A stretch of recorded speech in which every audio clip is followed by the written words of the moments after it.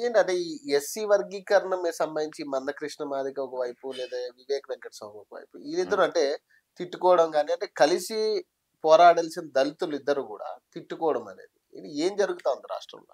వీళ్ళిద్దరూ మందకృష్ణ మాదిగ అయినా గాని, లేకుంటే వివేక్ వెంకటస్వామి గారైనా గాని, ఈరోజు బాబాసాహెబ్ అంబేద్కర్ గారు పెట్టిన రిజర్వేషన్‌ల పైన ఈరోజు ఆయన గౌరవప్రదమైన ఉండాలి. రేపు వచ్చే రోజుల్లో ముందు వరుసలా మీరు గూడా పోటీ ప్రపంచంలో మీరు గూడా ముందు వరుసలో ఉండాలని జెప్పి వీళ్ళకిచ్చారు. దీనితో పాటు రాజ్యాంగం రచించిన ఈరోజు రాష్ట్రపతి, ప్రధానమంత్రి, ముఖ్యమంత్రులు, రాష్ట్రాల ఏర్పాట్లు, ఈరోజు రాష్ట్రపతి గాని, చీఫ్ సెక్రటరీ గాని, మన చీఫ్ జస్టిస్ గాని, సుప్రీం కోర్ట్‌కు అందరూ గూడా ఆ రాజ్యాంగబద్ధంగా వచ్చినోళ్ళు. ఆయన ఈ వర్గాలకెళ్ళొచ్చింది కాబట్టి, ఈ వర్గాలు గూడా లాభం పొందాలె, లబ్ధి పొందాలె. వీళ్ళు గౌరవప్రదమైన జీవితం జీవించాలనే రిజర్వేషన్ తెస్తే, ఆ రిజర్వేషన్‌ల ఈరోజు కొంతమందే అనుభవిస్తూ, ఫర్ ఎగ్జాంపుల్ ఇప్పుడు నేను వివేక్ వెంకటస్వామి గారిది చెప్తా. వెంకటస్వామి గారు ఎంపీగా చేసిండ్రు, ఎమ్మెల్యేగా చేసిండ్రు, మంత్రిగా చేసిండ్రు, పీసీసీ ప్రెసిడెంట్‌గా చేసిండ్రు, కేంద్ర మంత్రిగా చేసిండ్రు. ఏఐసీసీ లెవెల్‌లో పనిచేసినటువంటి వ్యక్తి. కొడుకులు ఫ్యాక్టరీలు పెట్టి ఈరోజు అపార కుబేరులుగా ఈరోజు వాళ్ళు కుబేరులు అంటే వేల కోట్లయితే వాళ్ళ దగ్గర ఉన్నాయి. ఈరోజు వాళ్ళు జనరల్ సీట్‌లకు పోతామంటే వాళ్ళొచ్చి ఎస్సీ సీట్లనే పోటీ చేసిండ్రు. రెండో తరమేంట. మళ్ళా ఇంకో తమ్ముడొచ్చిండు. అన్న అవును. వినోద్ బ్రదర్ మీద పడ్డాడు. దాని తర్వాత మనవడు మూడో తరం కూడా వచ్చిండు. అంటే ఈ నలుగురు కలిసి ఇంకొక నలుగురు అంటే వెంకటస్వామి గారిది వదిలేసి ఈ ముగ్గురు కలిసి ఇంకొక ముగ్గురు మాలలు పోటీ చేయకుండా మీరు ఆపిండ్రు కదా! ఇంకోళ్ళు రాజకీయంగా రాకుండా మీరు జనరల్ సీట్లలో పోతే ఇంక కొత్త ముగ్గురు వచ్చురు గదా! ఈరోజు మీరు ఎవరిని ఆపినట్టు రాజకీయాలలో రాకుండా హ్మ్. ముగ్గురిని ఆపిండ్రు గదా! సేమ్ మాదిగల గూడా ఈరోజు వాళ్ళది అదే పరిస్థితి. ఈరోజు నిజంగా బాబాసాహెబ్ అంబేద్కర్ గారి యొక్క ఆశయాలను మనం ముందుకు నడిపియాలనుకుంటే, జగజీవన్ రామ్ గారి ఆశయ సాధన కోసం మీరు నిజంగా పనిచేయాలనుకుంటే, మీరిద్దరు కలిసి కొట్లాడాల్సిన చాలా అంశాలున్నాయి. ఈరోజు నేరల్ల దళితుల పైన దాడులు జరిగినాయి. ఆ దాడులు జరిగితే ఈరోజు ప్రభుత్వం మారింది. దాడి చేసింది గత ప్రభుత్వం. హ్మ్. ఈరోజు ఈ ఈరోజు మీరు, మీరు అధికారంలోకి వచ్చిండ్రు. సంవత్సరం అయితుందిగ. రేపు 2 రోజులైతే సంవత్సరం. సంవత్సరం అయినా గాని ఇయ్యాల్టి వరకు నేరెళ్ళ బాధితులకు న్యాయం ఎందుకు జరగలేదు ఇయ్యాల్టి వరకు? వాళ్ళ తరపున ఎందుకు మీ గళాలు వినిపించలేదు? ఎందుకు వాళ్ళకు మీరు అభయం ఇయ్యలేదు? ఎందుకు రేవంత్ రెడ్డితోని మీరు న్యాయం చేశాక మీరు ఎందుకు పట్టుబట్టలేదు? నంబర్ 1. ఇటీవల మనం జూసిందేందంటే, దాదాపు 48 మంది అలా మాలలు, మాదిగలు, ఎస్సీలు, బీసీలు అందరూ గూడా చనిపోయిన పరిస్థితి. ఆ చనిపోయిన కుటుంబాలల్లా ఈరోజు మీరు ఎన్ని హాస్టల్‌లో పోయి ఇద్దరు కలిసి పోయి మాట్లాడిండ్రు? ఈరోజు ఎందుకు మరణిస్తుండ్రు వీళ్ళని ఎందుకు మాట్లాడిండ్రు? నేను పోయి ఎస్సీ, ఎస్టీ కమిషన్‌ల కేస్ పెడితే అక్కడికెళ్ళి నోటీసులు పోయినాయి మన ప్రభుత్వానికి. నా హ్మ్. బాధ్యతగా నేను జేసిన. మీ బాధ్యతగా మీరేం జేసిండ్రు? సంఘాలను నడిపేటోళ్ళు మీరేం జేసిండ్రు? హ్మ్. ఏం జేయలేదు. ఎక్కడ గూడా కనబడతలేరు. అంటే ఎందుకనంటే ఈరోజు మిమ్ములను నడిపేటోళ్ళు ఆళ్ళని చంపింది మిమ్మల్ని నడిపేటోళ్ళు గాబట్టి. మీ ఎనక ఉన్నది వాళ్ళని నడిపేటోళ్ళు గాబట్టి. హ్మ్. ఈరోజు ఏవైతే వాటిని శాసిస్తుండ్రో వాళ్ళ డైరెక్షన్‌లో ఈరోజు మీ సంఘాలు పనిచేస్తున్నాయి గాబట్టి. హ్మ్. వాళ్ళని మీరు దుఃఖపెట్టరు. వాళ్ళని మీరు ఆయాస పెట్టరు. హ్మ్. అర్థమైందా? నంబర్ 1. ఇప్పుడు బచ్చన్నపేట మండలంలో పోచన్నపేట గ్రామంలో నల్లా రామకృష్ణయ్య అని రిటైర్డ్ ఎంపీడీఓ ఉన్నాడు. ఆ ఎంపీడీఓను మర్డర్ చేసిండ్రు. ఆయన మర్డర్ అయినప్పుడు నేను పోయినా ఆర్ఎస్ ప్రవీణ్ కుమార్ గారు కూడా వచ్చిండ్రు. మరణించిన రోజు మరణం అయితుంటేనే అక్కడ వచ్చిండ్రు. మందకృష్ణ మాదిగ గారు వాళ్ళ తల్లిదండ్రులు మాదిగ సామాజిక వర్గం వారు. ఫోన్‌లు చేయంగా వారం రోజులకొచ్చిండ్రు. హ్మ్. వారం రోజులకు ఫోన్‌లు చేయంగా హ్మ్.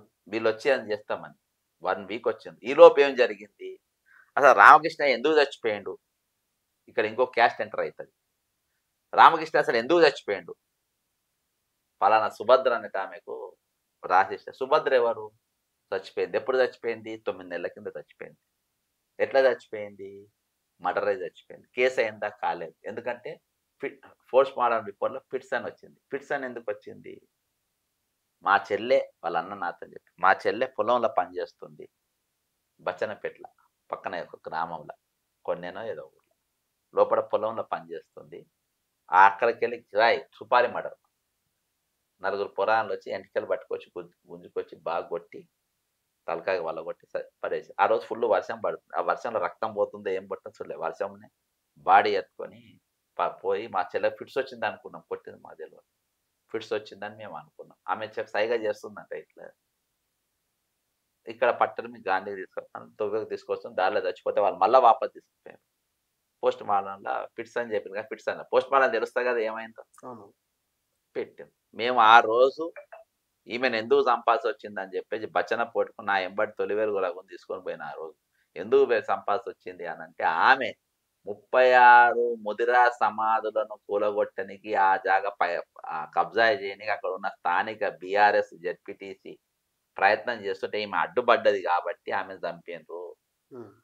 ఆమె తరపున ఈమె చచ్చిపోయిన బిడ్డకు ముదిరాజు బిడ్డ ఈ రోజు ముదిరాజు బంధువులు అనుకునే ముదిరాజు నాయకులు అక్కడికి పోయిండ్రా. ఈటల రాజేందర్ అక్కడికి పోయిండా 36 ముదిరాజు సమాధులు కూలగొడితే ఈటల రాజేందర్ అక్కడికి పోయిండా వాళ్ళ పరామర్శించిండా? బండ ప్రకాష్ అక్కడికి పోయి వాళ్ళ పరామర్శించిండా? పోనీ నీలమ్మదు నేను ముదిరాజు నా ముదిరాజు సంఘం నన్ను ఎమ్మెల్యేని చేయండి నన్ను ఎంపీని చేయండి మీ బతుకు మారుస్తా అని చెప్పే నీలమ్మదు ఆ ముదిరాజు బిడ్డలు చచ్చిపోతే ఆయన పోయి మాట్లాడిండ్రా?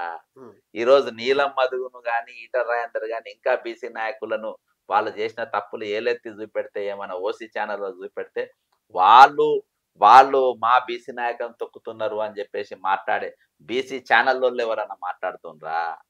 ఈరోజు ఎవరు కూడా మాట్లాడలేదు. ఎందుకు మాట్లాడలేదు? ఆ మేము ముదిరాజు అని చెప్పుకుంటే మేము ముదిరాజు కాదు కదా.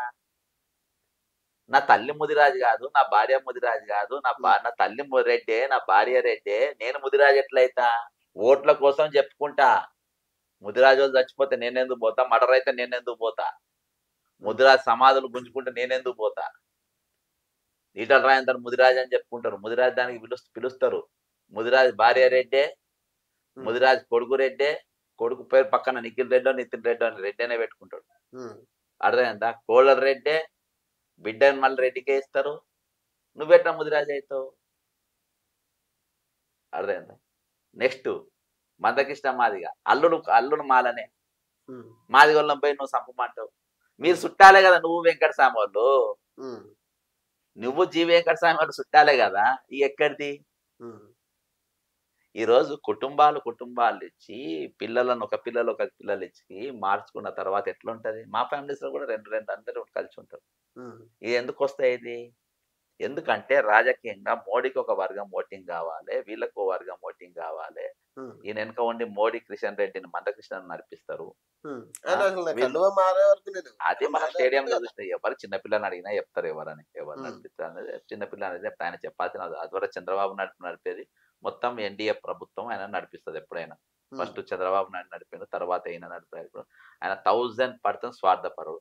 వీళ్ళ పిల్లలు ఎవరు కూడా ఉద్యమాలకు రారు, వీళ్ళ పిల్లలు ఎవరు కూడా కొట్టారు. ఈరోజు నేను మీకు నిజంగా మాలమాదిగ బిడ్డల పైన ప్రేమ ఉంటే 75 సంవత్సరాల స్వాతంత్ర భారతదేశంలో రిజర్వేషన్ల ఫలాలు అనుభవిస్తున్నా ఇయాటికి ముందు వరుసలకు రాకుండా అదే అసైన్డ్ భూములు అదే ఇండ్ల కాపాడుకోమని ప్రతి సోమవారము ప్రజావాణికి కానీ లేకుంటే కలెక్టర్ ఆఫీసుల ప్రజా భవనం కానీ ఈరోజు కలెక్టర్ గారి ఎక్కువ మాలమాదిగలు తప్ప వేరే క్యాస్ట్లు ఉండరు.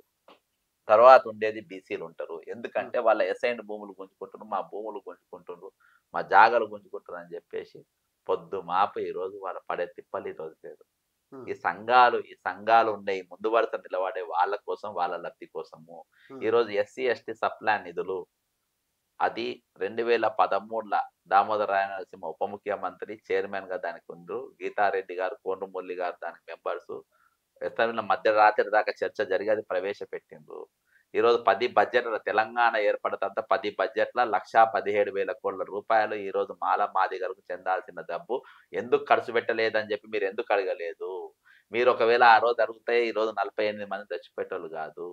హాస్టళ్లలో మంచి భోజనం పెట్టేటోళ్ళు, మంచి బిల్డింగ్లు కట్టేటోళ్ళు, దానికి ఎప్పుడు సున్నాలు వేసేటోళ్ళు, మంచి బాత్రూమ్లు ఉండేటి, మంచి టీచర్లు ఉండేటోళ్ళు, టీచర్ల మంచి జీతాలు ఇచ్చేటోళ్ళు, మంచి ప్లే గ్రౌండ్ ఉండేది, ఆట పోటీలలో వాళ్ళు ముందు వరుస గెలిచేవాళ్ళు. మళ్ళీ ఇంకా కొంతమంది పూర్ణిమాలు ఈరోజు పూర్ణాలు మౌంట్ ఎవరెస్ట్ ఎక్కినట్టుగా ఇంకా కొంతమంది ఎక్కేటోళ్ళు.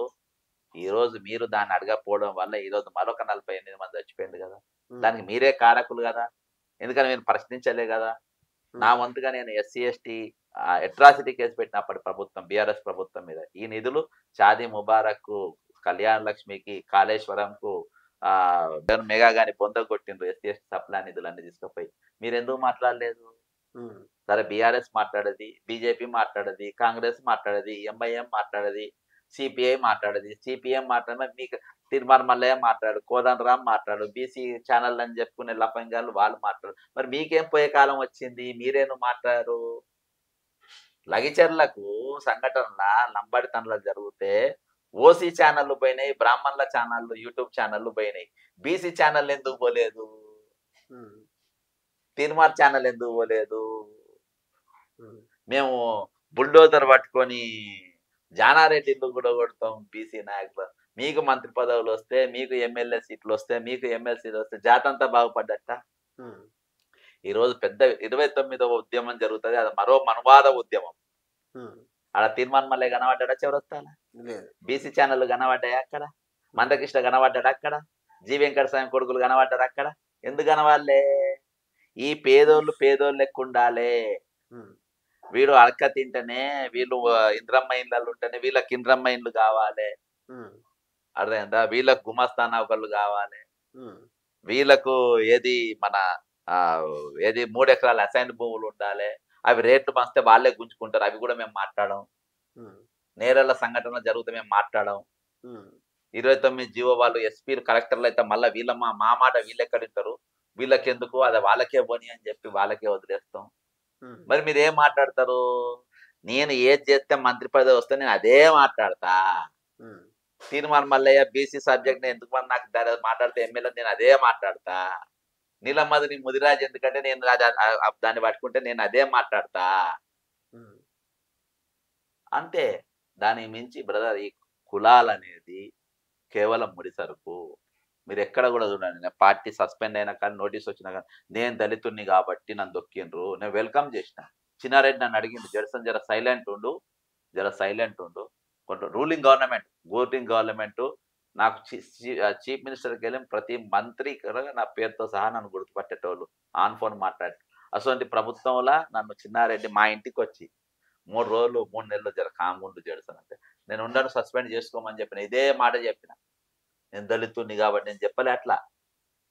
అదేందా? మీరైతే చెప్పుకునేటోళ్ళు, మీరు చెప్పుకొని గుండెలు బాదుకొని తిరుగుతున్నారు. ఎందుకంటే ఆ కోటలో మీకు మంత్రి పదవులు కావాలి. ఆ తీర్మానం మల్లయ్య కానీ, నీలమ్మదేతోడు కానీ, ఈటల రాజేందర్ అంటోడు కానీ, మందకృష్ణ మాదిగ కానీ, లేకుంటే వివేక్ వెంకటస్వామి కానీ, వాళ్ళ వర్గాలు మాత్రం అడక తినాలి, పేదరికంలో ఉండాలి, హాస్టల్లో చచ్చిపోవాలి, పాత దుప్పలు కప్పుకోవాలి, పాత గిన్నెలలో తినాలి, కుళ్ళిపోయిన బాత్రూమ్లలో వాళ్ళు స్నానాలు చేయాలి.